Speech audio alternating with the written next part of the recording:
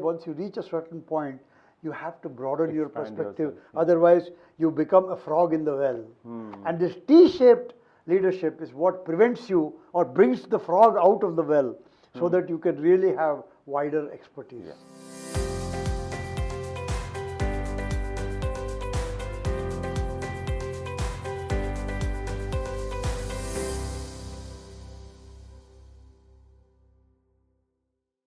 Sam, people talk about T-shaped leadership. Can you expand on that, please? Yeah, that's the T-bone.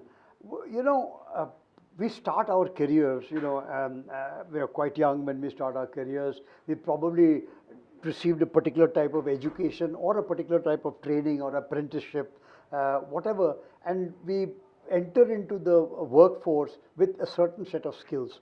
And at that point, when you're 20, 21 years old, probably those sets of skills are generally narrow.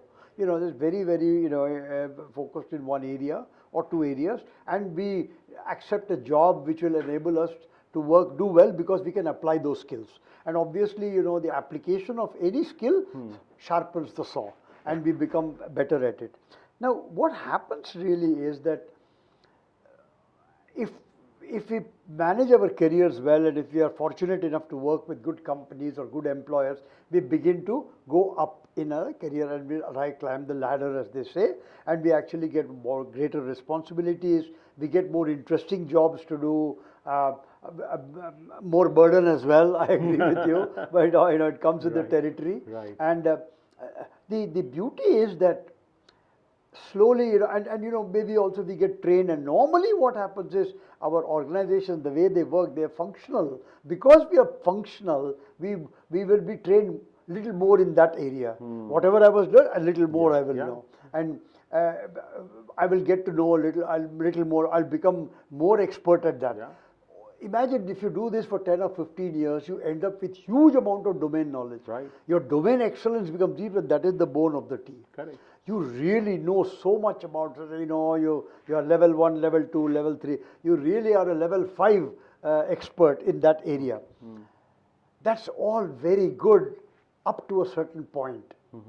But a time comes when, as you grow in an organization, more than technical skills and even people skills, what you require are conceptual skills. As you go higher, you need conceptual skills, not technical skills. Right. But you can hire someone with technical skills. To complement that. And number two, you can hire someone much younger, much more competent than you, less expensive than you. So it is foolish to say, I will stick to domain excellence. Right. So what you really go then is start spreading your wings.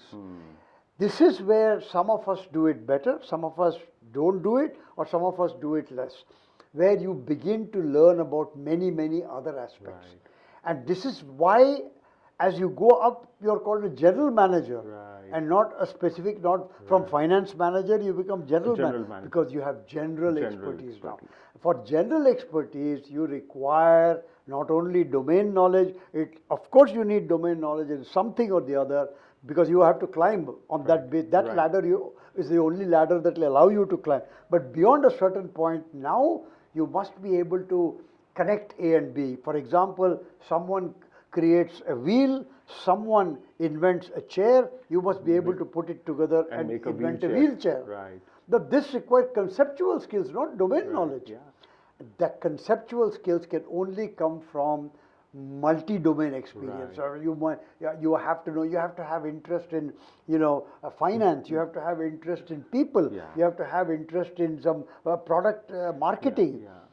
That is what is called, the T of the T-shaped this thing, where you can manage multiple functions better. And let me add one thing here, there's a huge problem with organizations itself, because imagine the way we are structured, where this structure came from. That itself is something to think about. It came from the Roman Catholic Church. The Roman Catholic Church runs from Pope to priest. Right. And there are 8 levels. Right. Most organizations even today are 8 levels. And there has been no innovation in this area. Right. Matrix and all is very minor, and therefore to guard against, that's the reason why once you reach a certain point, you have to broaden your perspective. Otherwise, you become a frog in the well. And this T-shaped leadership is what prevents you or brings the frog out of the well so that you can really have wider expertise. Great. And learning from adjacencies. Right. Absolutely. That's something that I learned a couple of years ago, and that's what the relevant point that you've made is that learn from other projects, other departments, and become, Absolutely. and network more, Absolutely. build relationships, Absolutely. focus on emotions, focus on building connections with your teams, Yes. and that's how you expand your Absolutely. own repertoire. Absolutely. Super. Thank you, Sam. Wonderful.